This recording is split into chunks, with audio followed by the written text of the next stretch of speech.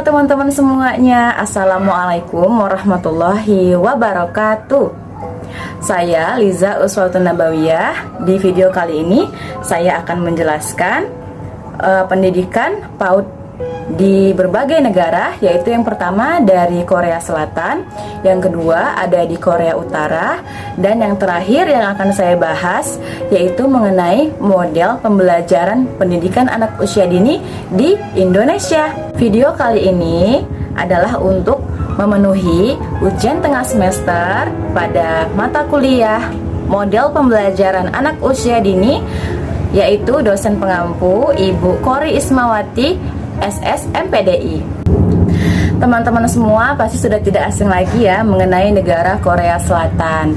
Nah, negara Korea Selatan itu menurut pandangan halayak umum seperti apa ya? Apakah mengenal karena drakornya? Atau karena opa-opa Koreanya yang ganteng? Atau alat teknologinya yang semakin canggih? Atau hal yang lainnya? Nah, tapi kali ini berbeda ya. Yang kita bahas itu adalah mengenai pendidikan, yang dimana yang di sini saya akan menjelaskan terkhusus yaitu pendidikan bagi anak usia dini. Korea Selatan adalah salah satu negara yang memiliki sistem pembelajaran terbaik di antara beberapa negara. Nah, sekarang pendidikan di Korea itu mirip dengan pendidikan di Indonesia, yaitu pendidikan sekolah dasar mulai dari usia 6 tahun. TK atau Taman Kanak-kanak sangat dibutuhkan oleh Korea Selatan. Mengapa? Yang pertama adalah Korea percaya bahwa nasib dan kemajuan bangsanya sangat ditentukan oleh anak usia dini. Yang kedua, pada tahun 2012, Korea melakukan perubahan yang besar pada sistem pendidikan, terutama di bidang pendidikan anak usia dini. Yang ketiga, Korea itu sangat fokus membangun sumber daya manusia untuk menjadi guru profesional. Dan yang keempat, menetapkan jaminan kesehatan, keselamatan kerja, dan pensiun di usia 62 tahun. Dan yang terakhir, yaitu ditetapkan kurikulum nasional pada bidang PAUD, yaitu Nuri Kurikulum. Tujuan pada pendidikan Korea Selatan secara umum yaitu yang pertama, membentuk kemandirian untuk tidak bergantung pada orang lain. Dan yang kedua yaitu meningkatkan kreativitas anak. Yang ketiga, mendidik dan mencerdaskan anak bangsa. Kemudian yang keempat, menjadikan seseorang yang mampu bersosialisasi dengan lingkungan di sekitarnya. Sistem pendidikan anak usia dini di Korea Selatan yang pertama yaitu setiap sekolah atau sekolah swasta memiliki program dan kualitas yang sama. Mereka lebih banyak mengajarkan tentang kemandirian, kreativitas, dan bersosialisasi, dan mengajarkan tentang norma, perilaku dalam kehidupan sehari-hari. Dan yang kedua yaitu pendidikan pada PAUD di Korea dimulai dari usia 0 sampai 5 tahun untuk masa prasekolah dan taman kanak-kanak. Dan yang ketiga, pemerintahan memberikan subsidi penuh untuk TK negeri dan 80% untuk TK swasta. Bagaimana metode belajar mengajar PAUD di Korea? Yang pertama yaitu belajar sambil bermain. Dan yang kedua, anak dapat memilih kegiatan sesuai dengan minat dan bakat. Yang ketiga, keterampilan dasar ataupun KD di dalam kehidupannya. Yang keempat, pembelajaran sesuai dengan tema. Yang kelima, pembelajaran aktif. Yang keenam, pembelajaran outdoor dan indoor. Yang ketujuh, mengajarkan kemandirian anak sejak dini. Kurikulum pendidikan di Korea Selatan memiliki acuan yang sama dan dibuat oleh pemerintahan yang ada di Korea Selatan. Nah, kurikulum untuk PAUD di Korea Selatan dinamakan dengan Nuri Kurikulum. Dalam bahasa Korea, Nuri yang berarti adalah dunia, yaitu harapan bahwa setiap anak berhak mendapatkan kebahagiaan sehingga dapat meraih harapan dan mimpinya. Terdapat 5 aspek perkembangan anak yaitu olahraga, komunikasi, seni, bermain, dan berbaur dengan alam. Kemudian kita bahas adalah standar pencapaian dari kurikulum Nuri. Yang pertama adalah mengembangkan kemampuan fisik dan gaya hidup yang sehat. Yang kedua, berkomunikasi dengan baik. Yang ketiga, menghargai diri dan orang lain. Yang keempat adalah stimulus minat dan bakat. Yang kelima, menumbuhkan rasa ingin tahu. Kita masuk kepada tujuan utama dari kurikulum Nuri. Yang pertama yaitu meningkatkan komunikasi dengan orang lain. Yang kedua, meningkatkan kemampuan diri untuk berkolaborasi dengan orang lain. Yang ketiga, menstimulasi anak sehingga anak tersebut tertarik dengan keindahan dan kreativitas. Yang keempat, meningkatkan rasa ingin tahu anak tentang dunia. Oke, kita next membahas tentang Korea Utara. Teman-teman semua tahu nggak siapa pemimpin tertinggi di Korea Utara?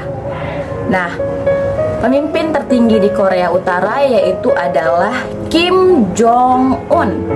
Ya, Kim Jong Un adalah pemimpin tertinggi yang ada di Korea Utara. Kita masuk pada pendidikan PAUD di Korea Utara. Adik pemimpin Korea Utara yaitu Kim Yo Jong baru-baru ini memerintahkan perubahan kurikulum taman kanak-kanak. Kurikulum tersebut dinamakan sebagai pendidikan kejayaan dan telah diterapkan pada 25 Agustus.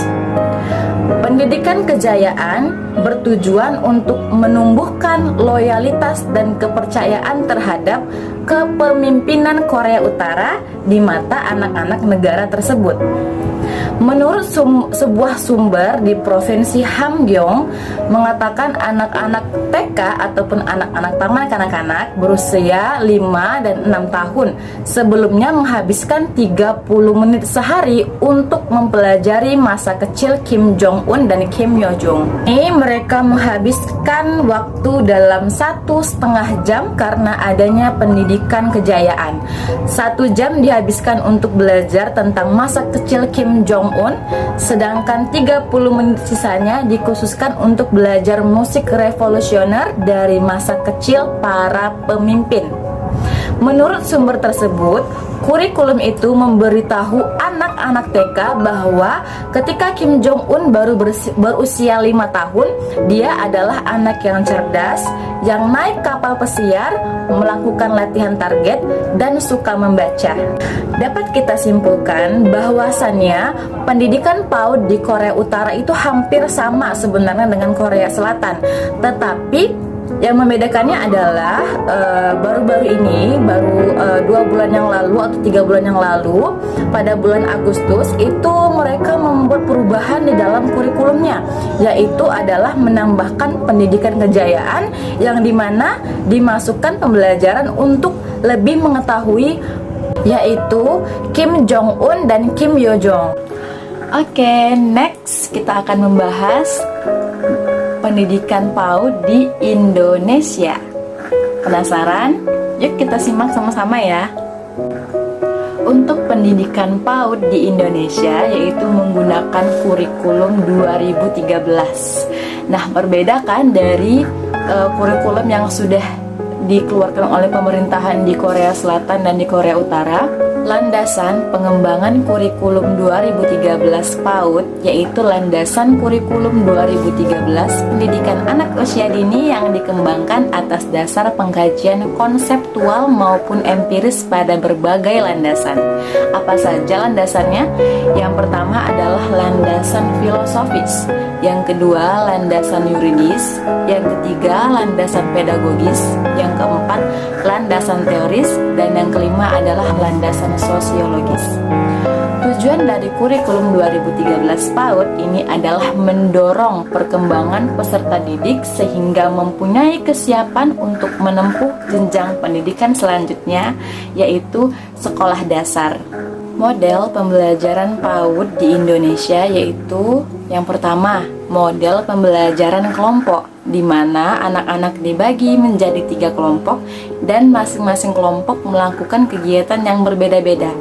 Dalam satu kali pertemuan, anak menyelesaikan 2-3 kegiatan dalam kelompok secara bergantian. Yang kedua, ada model pembelajaran sudut. Pembelajaran sudut ini berdasarkan sudut-sudut kegiatan yang hampir sama dengan pembelajaran area. Hanya saja pembelajaran sudut ini lebih bervariasi dan sering diganti menyesuaikan tema dan subtema yang dibahas. Yang ketiga, ada model pembelajaran area. Pembelajaran yang memberikan kesempatan pada anak didik untuk memilih atau melakukan kegiatan sendiri sesuai dengan minatnya. Dan yang keempat adalah model pembelajaran sentra. Model pembelajaran ini mempunyai ciri utama yaitu pemberian pijakan untuk membangun konsep aturan, ide, pengetahuan anak dalam bermain. Masing-masing model pembelajaran yang ada di Indonesia ini pastilah memiliki kekurangan dan kelebihan serta memerlukan kondisi yang berbeda-beda. Oleh karena itu, guru dapat memilih model pembelajaran yang digunakan dengan mempertimbangkan kemampuan yang dimiliki, sarana dan prasarana yang tersedia, dan faktor pendukung lainnya. Baiklah, itu saja ya teman-teman pembahasan mengenai kurikulum maupun pembelajaran PAUD yang ada di berbagai negara. Yaitu yang pertama ada di negara Korea Selatan, yang kedua ada di Korea Utara, dan yang ketiga ada di negara Indonesia. Apapun kurikulumnya yang telah ditetapkan di berbagai negara, itu merupakan suatu tunjangan untuk mengembangkan segala potensi anak usia dini. Jadi tetap dihargai ya teman-teman semua. Itu saja yang dapat saya sampaikan mengenai pendidikan PAUD yang ada di berbagai negara. Kurang dan lebih saya mohon maaf. Wabillahi taufiq wal hidayah. Wassalamualaikum warahmatullahi wabarakatuh.